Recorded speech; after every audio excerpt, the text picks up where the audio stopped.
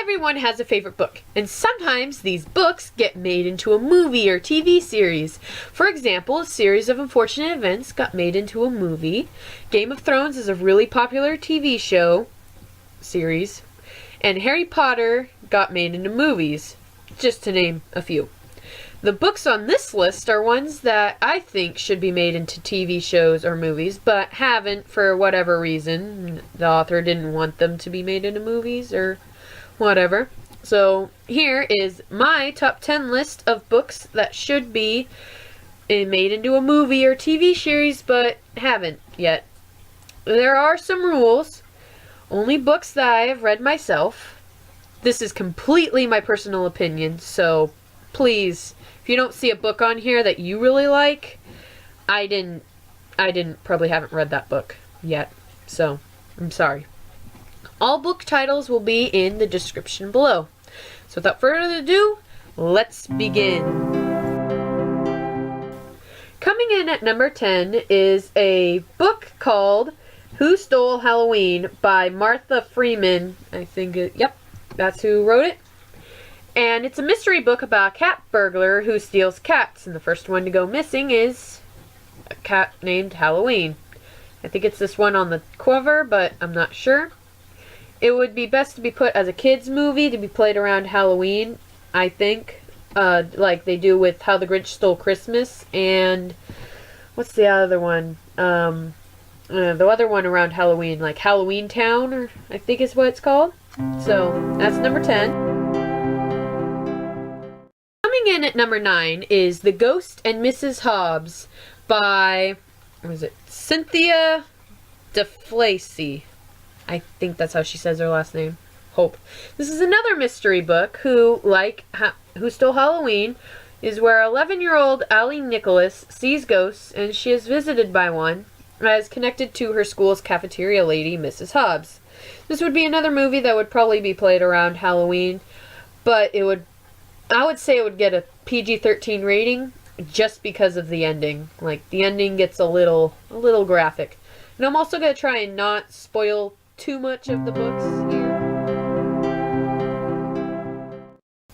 Alright, so coming in at number 8 is Distant Waves, a novel about the Titanic. Here's what it looks like. It's by Suzanne Wayne. I think that's how she says her name, I hope.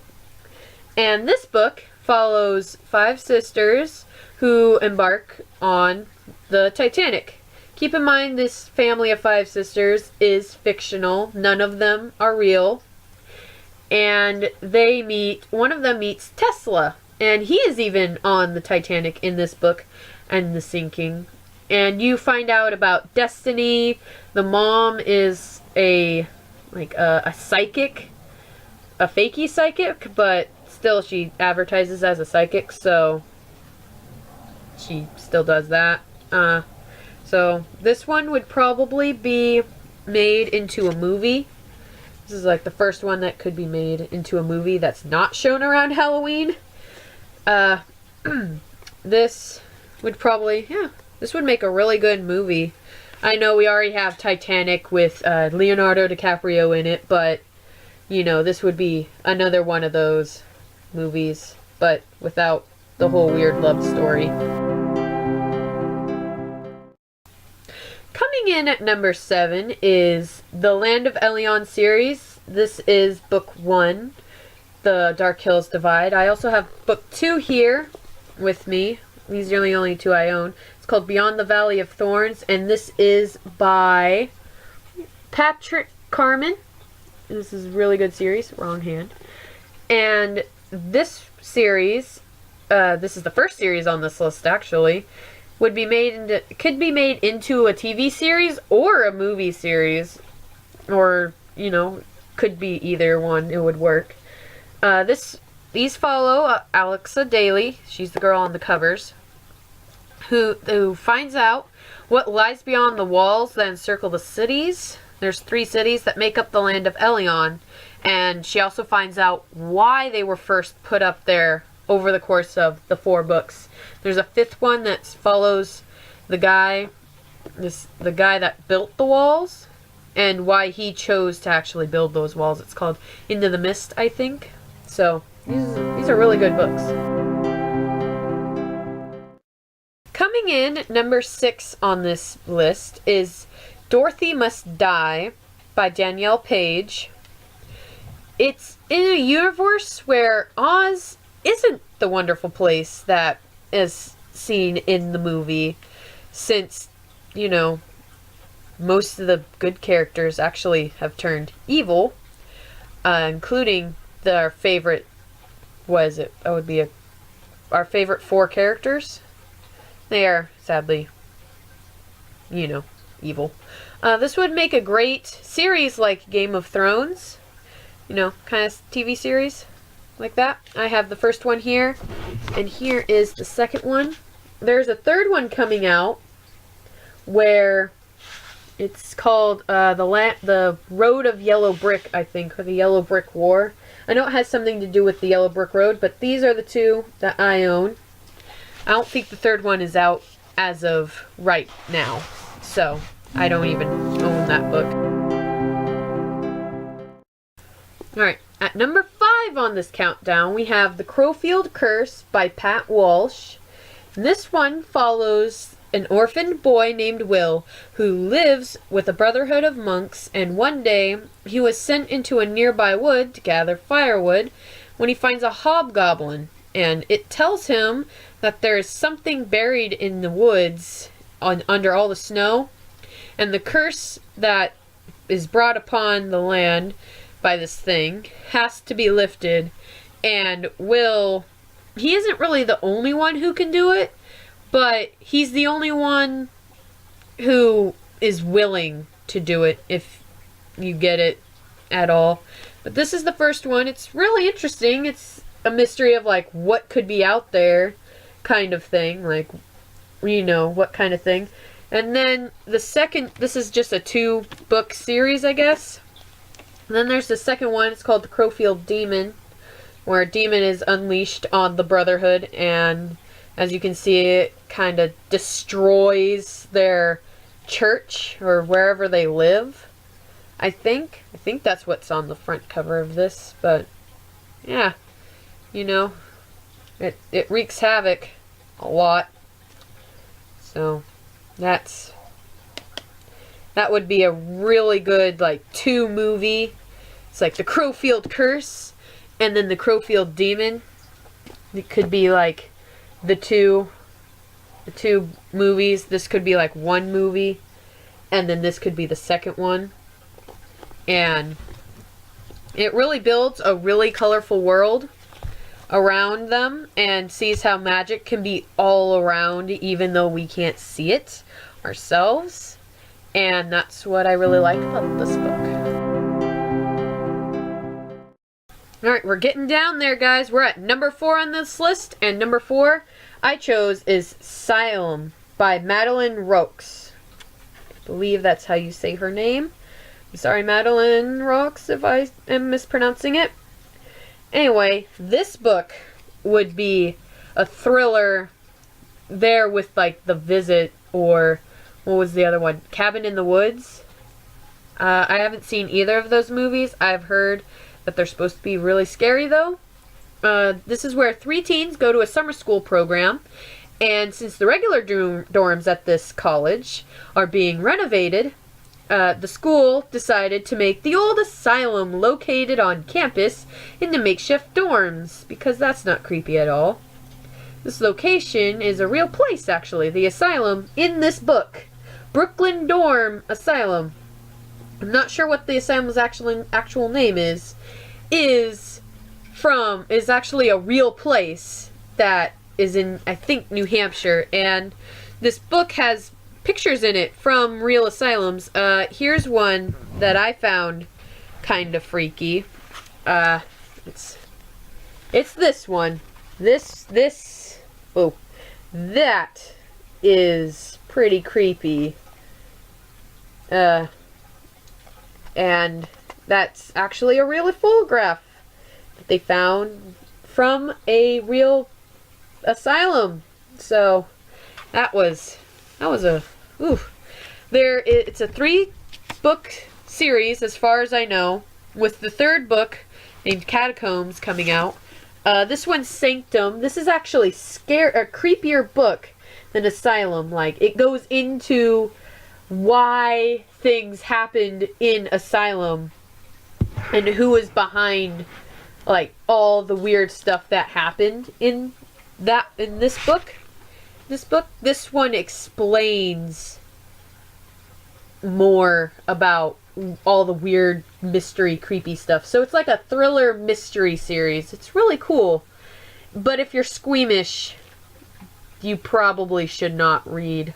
Or if it's ever made into a movie, don't watch it, because it would be really gory. Especially Sanctum. This one. Sanctum. Sanctum will be really creepy. So coming in at number 3, we have the Belgariad and the Elyon series. Unfortunately, I don't own any of these books. I own, like, the extras, I guess you would say. That would be Belgariad the Sorceress and Belgariad the Sorcerer. As you can see, these are pretty thick books. This one's like 600 pages, I think, and this one's like probably like 500 maybe. I'm not completely sure. They follow the two magical people in the whole series, I guess. They're old. She's like 4,000 years old and he's like 7,000, so they're the oldest people in the books, and that's probably why they got their own special things, because there's a lot of stuff we don't know about them that they do. But it's called the Belgariad and the Elyon series. They're kind of like branches, I guess. The Belgariad series comes before the Elyon, and it's a really good Lord of the Rings kind of thing. If you liked Lord of the Rings, you'll probably like this. Actually, it's not called magic in here, it's called sorcery. There's magic and then there's sorcery in here. They're two separate things. It's actually really cool. They explain a lot of things that they do in here and why things happen the way they do. And that is really cool. It would be a cool series. It would probably be a movie series like Harry Potter. And that would be a really cool thing to see. Unfortunately, David, and I don't know about his wife Leahy, I think that's how I'm saying, passed away. At least David Eddings did. He passed away in about 2001. And he also said no. Many Hollywood producers wanted to make these books into movies, but he said no. He said no to everyone. But I don't know what's gonna happen. Probably they're not gonna. No, he didn't die in 2001. He died in 2010, I think. And since there's not even whispers of a movie being made, I don't think they're gonna make a movie out of this until they're probably desperate for movies. So it'll probably be a while before there's anything about this. So for number 2 on this series, we have the Warrior series. My favorite series from when I was in like middle school. That was a while ago. This is the first book I'm holding up here. I'm only going to hold up the first 2 books, but there's way more. It's by Erin Hunter, which, fun fact, she's actually 4 different people who write these series. It's probably why sometimes there's some mistakes, but we gloss over those. Don't we all with our favorite series? This would be a good like TV show. They would probably have to take like 2 episodes to make a whole book, because just so much happens in one book usually. It follows this orange cat in the beginning, Rusty. He doesn't want to be a house cat anymore. They're called kitty pets, but I'm going to use for people who haven't read the series. He doesn't want to be a house cat. He wants to be a wild cat. Live out in the forest with all the other cats that live there. So he leaves and he goes on an adventure of a lifetime. He goes and lives in Thunder Clan. There are clans, yes. Thunder Clan, River Clan, Shadow Clan, and Wind Clan. And he finds out that that cats are being murdered. Well, noble warriors are dying, and some are more mysterious than others. Yes, I am reading the summary on the back because I can't explain this well. In the midst of this turmoil appears an ordinary house cat named Rusty, who may turn out to be the bravest warrior of them all. So that's like the ending paragraph on the ending. So this is like a prophecy. He follows a prophecy. It says, "Fire alone can save our clan." And they think that he can fulfill this prophecy. So he gets accepted into the clan because of that. I think they changed the covers recently, so they may not look like this anymore, I don't think. So I think I have the old, I know I have the old copies because I've had these for forever. But these are the first two. This is Into the Wild. Zoom up here, trying to get my fingers out of the way.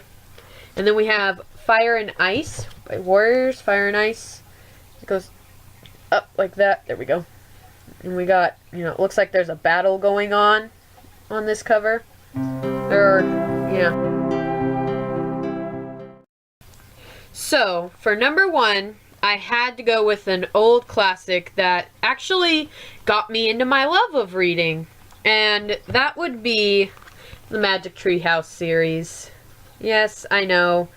It's a really little kid's book, but it's the first books that I actually learned that taught me how to read. Like, I would have to read them every night to my dad, so we would do that. I'm going to hold up the first three. This is by Mary Pope Osborne. There's like 50 books in the series now, I think. And I've heard that they're wanting to make a movie out of these. From what I read, it doesn't sound like it's a good idea. Like, they're going to try and mash all the first 25 of the series into a movie, but they're going to like put a spin on it, I guess, and make Jack and Annie like too old for the Magic Tree House, and then they forget about it, and then they rediscover it when they're older, and that just, the way it was presented did not sound appealing at all. So if you want to read more about it, I don't recall where I read that from, but you could try looking it up. So Magic Tree House, number one. Yep, they could make a really good TV series. They do like one episode on like one book. So this would be episode 1 probably, and then episode 2 would be like the night at dawn, and then Mummies in the morning would be like the third one, and then they would go on until they reach the end of season 1, which could be around episode 25 or something. That sounds really good, because the way that movie was said to be does not sound appealing at all. So there you have it. 10 books that I feel should have a TV series, but they didn't. So, what do you think? Tell me down in the comments below. And if you have a book that you like that doesn't have a movie or a TV series for it, I would love to hear it. So, you can also comment that down in the comment section below. So, thank you.